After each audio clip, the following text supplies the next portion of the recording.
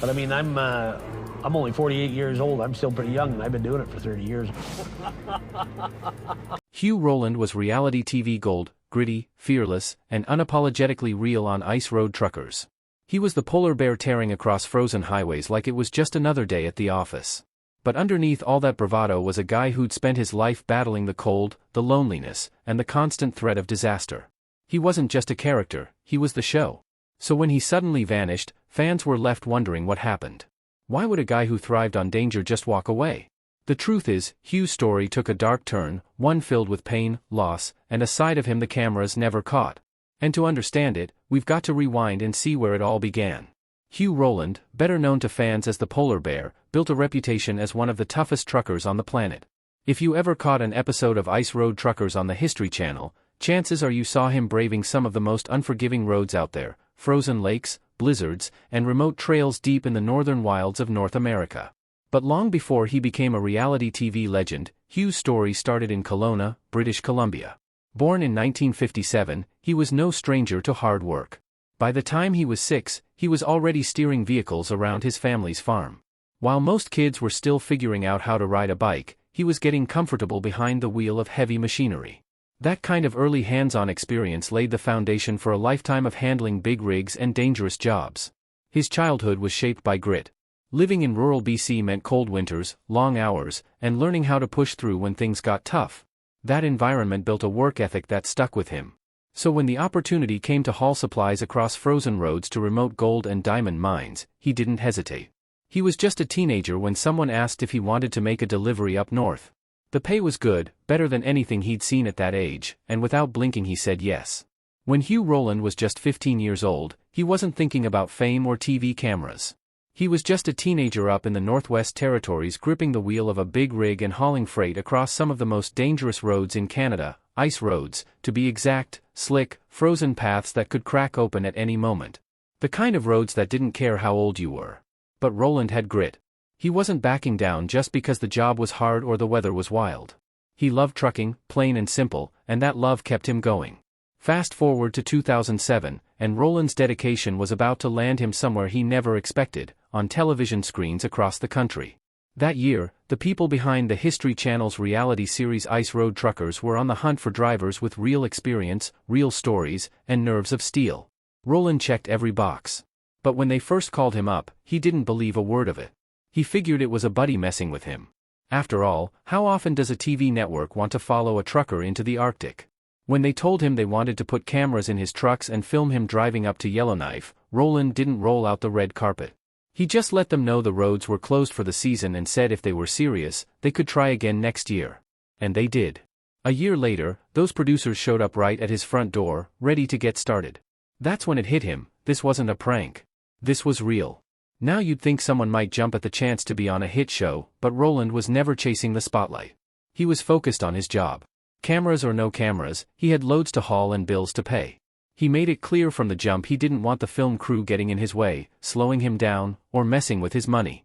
As far as he was concerned, he believed no one would be interested in watching trucks navigate frozen highways.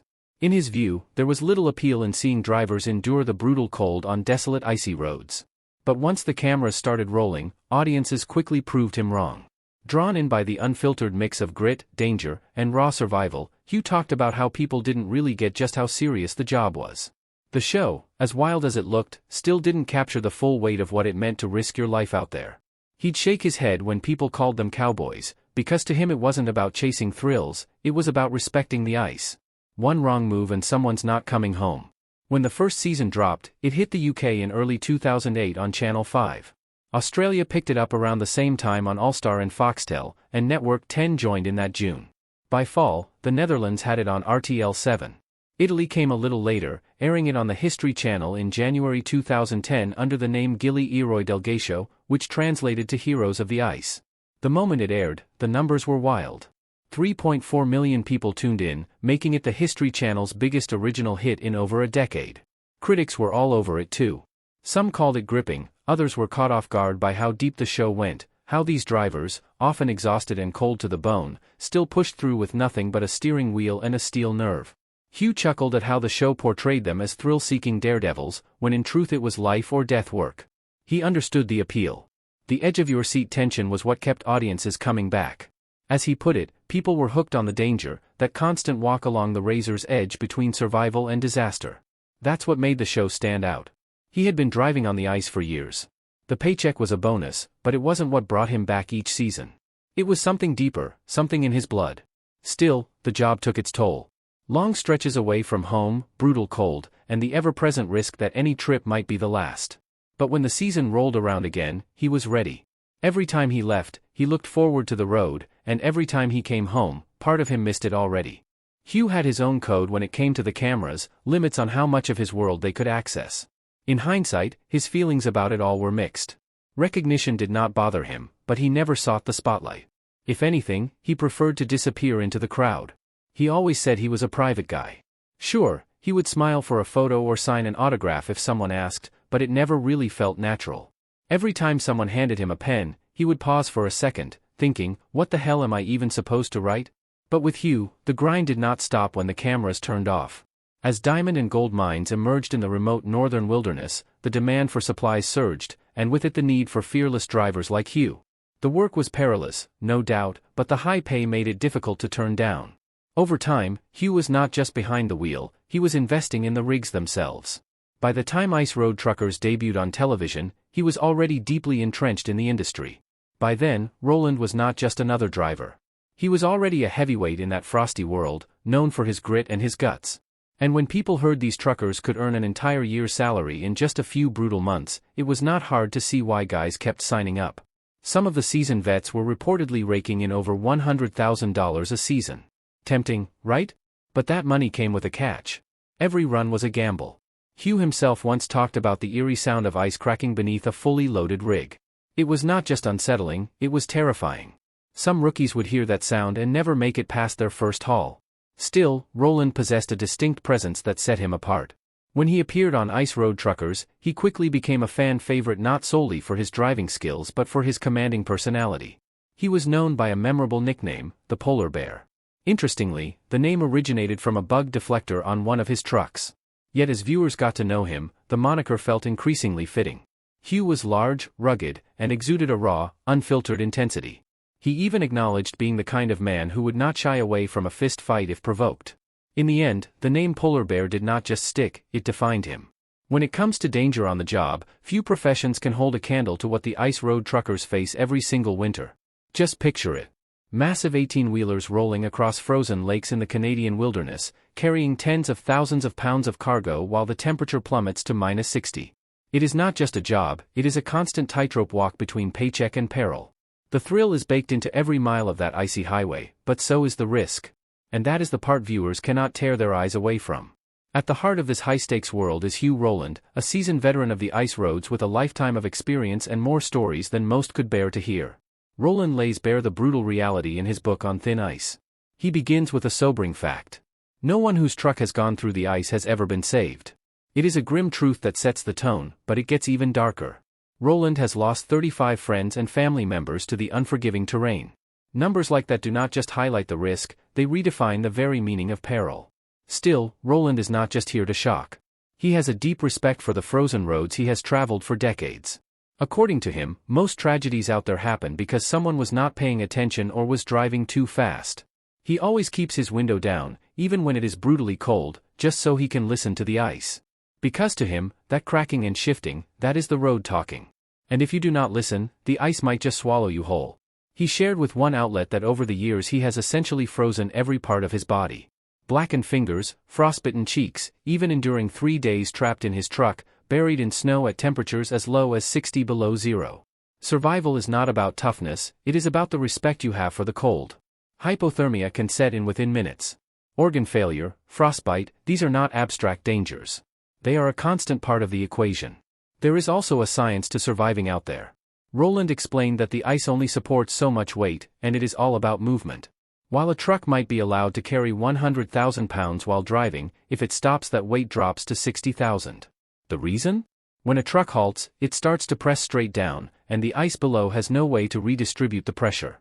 Stop too long, and it is like punching a hole through the floor. And once a rig goes under, it is gone. New drivers often learn the hard way. Some hear the ice cracking beneath their wheels and freeze, paralyzed by fear. Rowland says they have to be pulled off the lake and sent back because hesitation is a one-way ticket to disaster. His advice? Keep moving, always. The second you stop, you are gambling with everything. While the show heavily emphasized fierce competition, Rowland didn't share that perspective. For him, it wasn't a dramatic showdown between drivers. It was simply a job, a grueling round-the-clock grind where the primary objective was hauling as many loads as possible before the roads closed for the season. This likely won't come as a surprise to anyone familiar with reality TV. Much of what is shown is crafted for drama, editing footage to heighten tension and create a more competitive atmosphere. While the show portrayed clear winners and losers, Rowland maintained that most drivers weren't focused on any of that. Their goal was straightforward: get the job done, not seek fame or chase after imaginary trophies. And let's be honest, maybe it's a good thing they weren't racing each other. These drivers already had enough on their plates, maneuvering giant rigs over frozen lakes and through whiteout conditions. Adding a real rivalry to that mix might have just made things worse. Speaking of drama and dynamics, if you watched the early seasons you probably noticed it was a mostly male crew. Lisa Kelly didn't show up until season 3. Rowland had a theory about that. He figured the producers might have brought her on partly to shake things up and maybe even pull in a few more viewers. And while Rowland sometimes talked like Lisa was still learning the ropes, the truth was a bit different. Lisa had already been hauling for Carroll Transportation for years before she ever appeared on screen. She even mentioned on David Letterman that she'd been trucking for 7 years by then. In interviews, Rowland gave her credit for bringing attention to the show. He said the producers were training her up on camera, showing her tackle the big hauls, and thought she'd become a pretty good little trucker. Still, his tone sometimes made it seem like he thought her main role was more about being a draw for viewers than a serious trucker. But over time, Lisa proved otherwise, driving the same brutal roads as the others and even starring in the spin-off Deadliest Roads, taking on treacherous routes in India and South America. If anyone had doubts, she laid them to rest. Rowland's journey on the show wasn't without its challenges. He candidly discussed some of the tougher moments, particularly when it came to managing his team. In an interview with YouTuber Joshua Nanny, Rowland revealed how filming began to impact his business. Before the cameras rolled, he trusted his crew. But once the spotlight was on them, things shifted.